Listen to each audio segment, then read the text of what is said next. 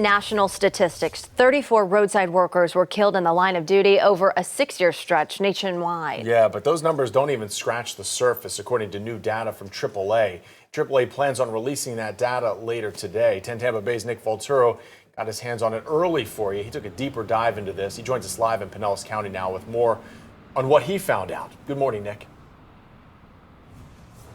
Jameson, Caitlin, good morning. And according to AAA, those numbers were almost 4 times the reported national amount. And that same data reveals that Florida drivers were some of the biggest culprits nationwide.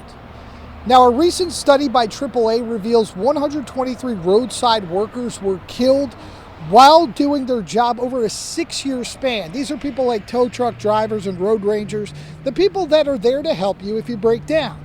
In Florida, 10 roadside workers were killed during that 6-year stretch, ranking 3rd behind California and Texas for the most fatalities. Now, Mark Jenkins with AAA explains the majority of these accidents had nothing to do with bad weather or poor visibility, but rather speed and distracted driving. Jenkins says more than 2/3 of those crashes took place on interstate highways, and almost 90% of the time the speed limit on the road exceeded 55 miles per hour. And what's fueling his frustration, in 65% of those crashes, the driver was distracted, which is why he's pleading with people to respect the revised and expanded move over law. Is that distraction, impairment, fatigue, all those factors could be at play here. But at the end of the day, what it tells you is that if this driver slowed down, they moved over and gave extra space to the person on the roadside, then this is a death that could have been avoided. Now, AAA will be releasing these new findings at 10 a.m. at their headquarters in Tampa. And Nick, the old move over law used to only apply to first responders, tow trucks, emergency vehicles, but that changed at the start of the year.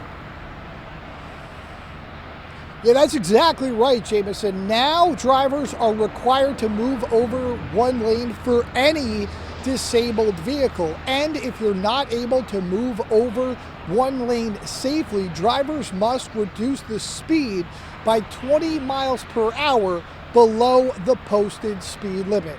For now, reporting live in Pinellas County, Nick Volturo, 10 Tampa Bay. Yeah, always a good reminder there. I saw some folks not doing that the other day. So Thank you, Nick.